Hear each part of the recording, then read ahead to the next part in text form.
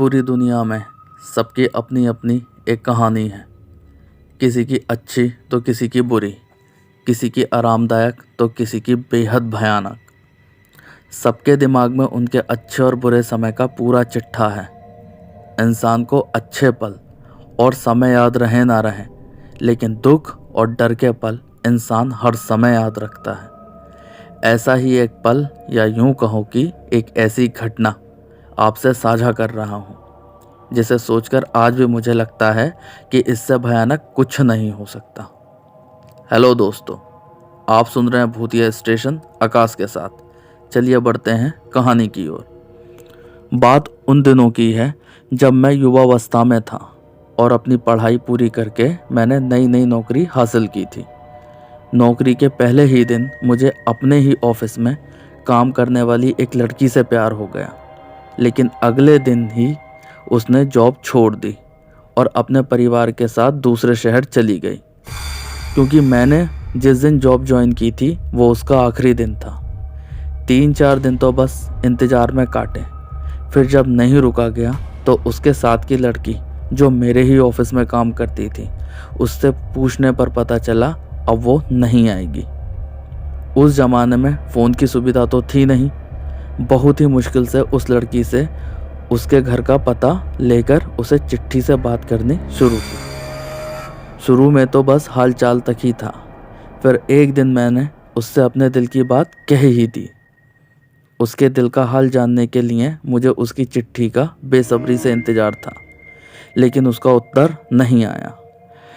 15 दिन बीतने के बाद मैंने उसके घर जाने का निर्णय किया, क्योंकि मैं जानना चाहता था कि आखिर उसके दिल में क्या है और उसके जवाब क्यों नहीं आया। वो दिन आ ही गया जिस दिन मुझे निकलना था। मैंने अपनी ही कार से शाम को जाने का सोचा। पूरा दिन मेरा पागलों की तरह सोच विचार में बीता। शाम को मैं निकल गया उसके शहर। मुझे उसके पास जल्दी तड़के ही पहुंचना था, इसलिए मैंने सोचा क्यों ना रण क्षेत्र से होकर गुजरा जाए, जिससे जल्दी पहुंच जाऊंगा। रण क्षेत्र वो जहां किसी ज़माने में काफ़ी युद्ध हुए थे। रण क्षेत्र के पास एक नदी भी बह रही थी, जिसे मौत की नदी कहते थे। जैसे ही मैं अपनी गाड़ी लेकर रण क्षेत्र में पहुंचा, तभी तूफानी बारिश ने मुझे आ घेरा। बारिश इतनी तेज थी कि सामने का कुछ भी दिखाई नहीं दे रहा था। मौसम ने इस युद्ध स्थल की दशा और भी ज़्यादा खराब कर दी। रात का घनघोर सन्नाटा, जिसमें रोशनी का एक कतरा भी नहीं था। चारों तरफ बस भयंकर अंधेरा ही था। ऐसा लग रहा था जैसे युद्ध स्थल में अभी सब उड़ जाएंगे और मुझे खत्म कर देंगे और मुझे उस मौत की नदी में बहा देंगे। शायद उस नदी का नाम मौत की नदी इसलिए ही रखा था क्योंकि वहाँ लाखों सैनिकों का खून बह गया था। इसी वजह से खून की नदी को मौत की नदी की उपाधि दे दी गई। हालांकि इस रास्ते से मैं कई बार जा चुका था, लेकिन दिन में। तब यहाँ का दृश्य बिल्कुल शांत था। ये पहली बार था जब मैं अकेला इस रणभूमि से रात में जा रहा था। रणभूमि के उस कच्चे रास्ते पर मैं केवल गाड़ी की लाइट के सहारे ही बढ़ रहा था। अभी मैं सड़क पर चल ही रहा था कि मुझे दूर से आती हुई एक कार की धीमी लाइट दिखाई दी। मैं थोड़ा खुश हुआ कि चलो आखिरकार मैं ही अकेला नहीं हूँ, यहाँ से निकलने वाले और भी हैं। कि तभी उस कार की लाइट्स बंद हो गईं।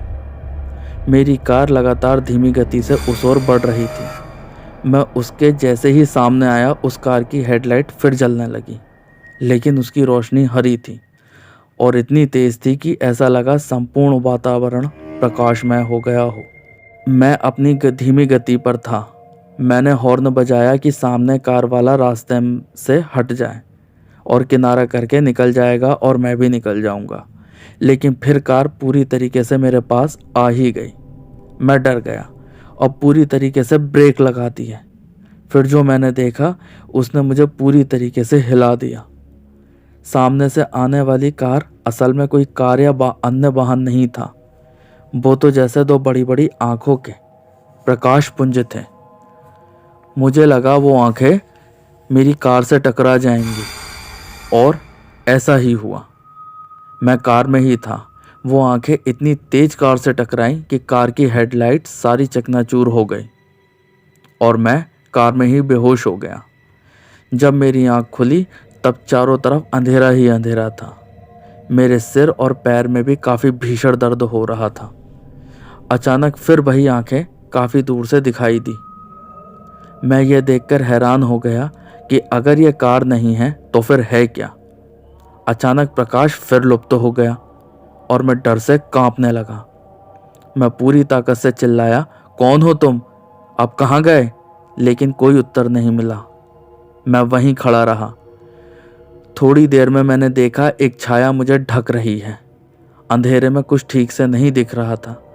जब मैंने आंखें गड़ाकर देखा तो उसके बाल कमर तक लंबे थे और वह पुरुष के रूप में था। वह फिर लुप्त हो गया और रात का सन्नाटा चारों तरफ छा गया। मैं फिर चिल्लाया, यहाँ कोई है जो मेरी मदद कर सके? लेकिन कोई जवाब नहीं आया। मैं फिर कार के गेट तक पहुंचा कि तभी मेरी कार पर जोरदार धमाका हुआ और कार का आगे का शीशा टूट गया। मैं डरकर पीछे हट गया। फिर जब मैं फिर कार के पास आया तो देखा एक 4 पैर वाला नरपिशाच है। उसके बाल काफ़ी लंबे और गंदे थे। जबड़ा चौड़ा और टेढ़ा मेढ़ा था और 2 बड़े दांत मुंह के बाहर निकले हुए थे। उसकी आंखें हरे प्रकाश से जल रही थीं और हरा प्रकाश आंखों से बाहर तक तैर रहा था। मैं उस भयानक दृश्य को देखकर खुद को संभाल ना सका।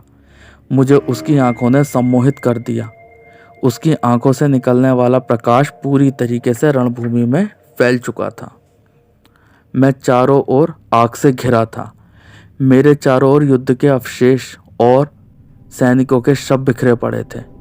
जलते हुए नर के शरीर की दुर्गंध मेरे दिमाग को सड़ाती चली जा रही थी। पैरों के नीचे खून की नदियां बह रही थीं। कटे अंग वाले सैनिकों के शरीर को देखकर मैं विचलित हो गया। सिर कटी लाशें खून में तैर रही थीं।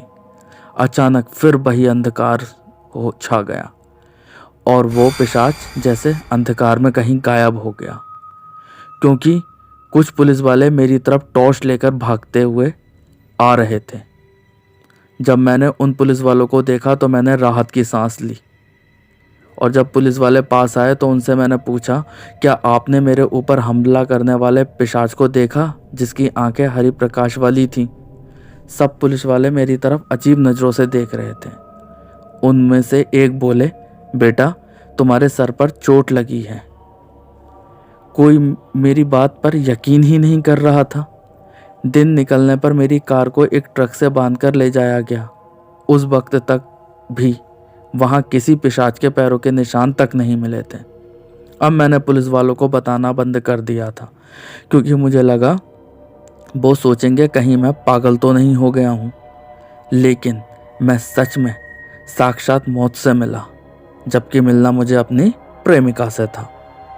तो दोस्तों, आपको हमारी कहानी कैसी लगी कमेंट बॉक्स में ज़रूर बताएं।